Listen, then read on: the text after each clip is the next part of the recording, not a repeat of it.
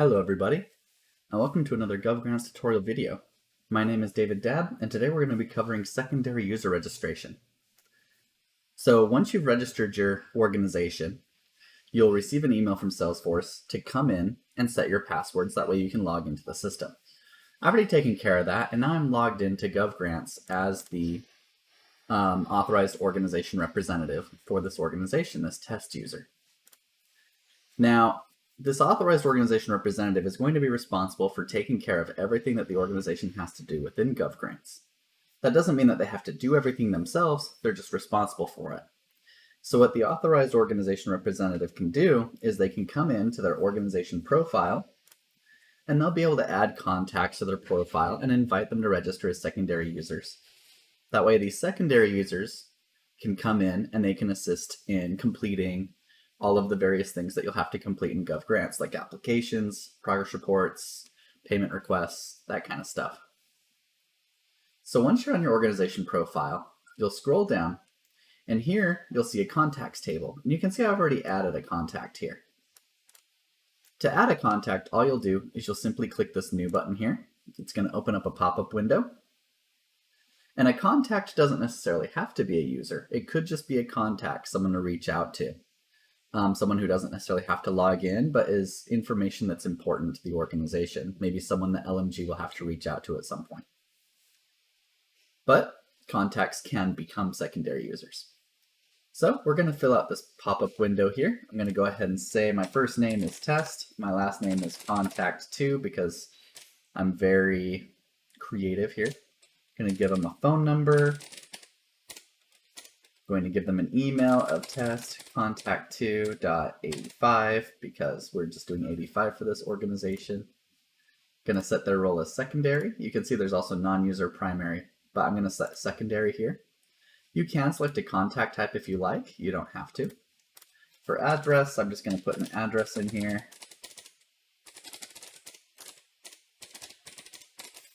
All right, and we're going to save that. Oh, I forgot to actually finish the email address. There we go.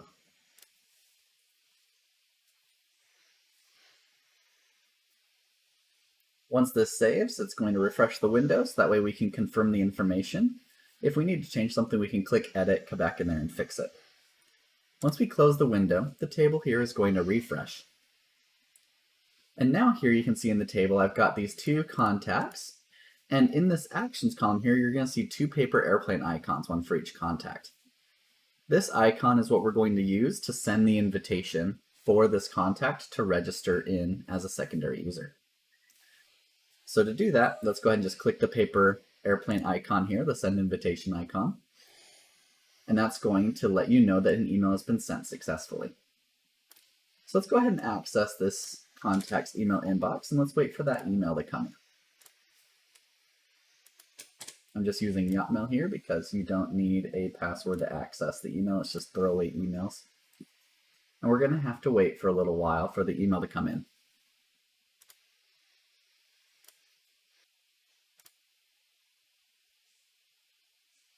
Okay. Now that we've received the email, we can go ahead and click this here link. Don't worry about the here link not looking as a hyperlink. That's just a strange behavior of this Yotmail service here. But we can click this here link, and that will then take us to the system to go ahead and begin our secondary user registration. So let me go ahead and log out as the primary user, just to make sure I don't have any active sessions going on. Okay, and let's go ahead and click this here link.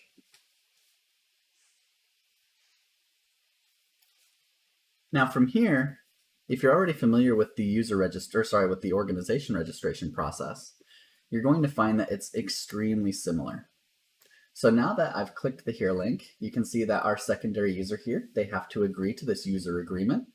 If you disagree, you'll just be kicked back to the login page. So let's go ahead and agree. And then here, it's going to auto-populate in the contact information for the secondary user based on the information that was provided in that contacts table. If anything needs to be changed, we are free to change it here. We can change the address if there's an issue there. but I'm going to go ahead and leave it the same. We're going to go ahead and save. Next, we have to complete a CAPTCHA. We may or may not have to complete a photo test of some sort. So we're going to click that checkbox. I don't have to complete a photo test this time, which is lovely. And then we're going to hit submit.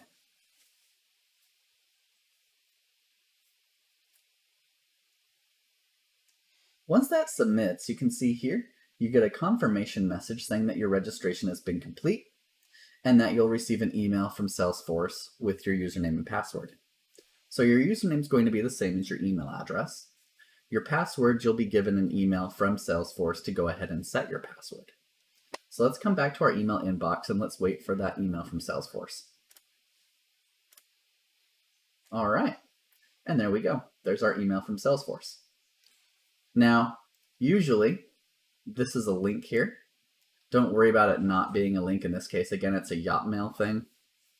But this would be a link here you can click on. In this case, I'm going to copy it and paste it. And then here you're going to be taken to a Salesforce Change Your Password page. And here, we're going to set your new password. So I'm just going to put my new password in here.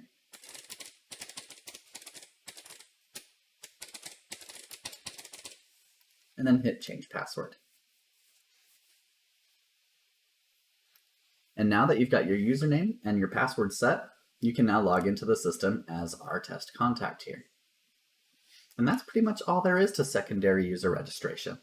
So just as a quick recap, the organization was registered, the authorized organization representative logged into the system, navigated to the organization profile. Once on the organization profile, the authorized representative came down here to the contacts table. We went ahead and we added a contact, and then we clicked a paper airplane icon over here to be able to invite them to register as a secondary user. We then got an email from GovGrants to come in and click this link here in order to go through the registration process. We went through the relatively simple, straightforward process, submitted the registration, and then from there, we got an email from Salesforce to set our password. Once we set our password, we can now log into the system and we can assist the authorized organization representative in completing any work that needs to be done within GovGrants. So yeah, that's everything.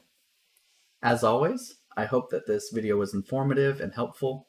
If you have any questions, please feel free to reach out. We're always happy to help. Thank you so much and have an incredible day.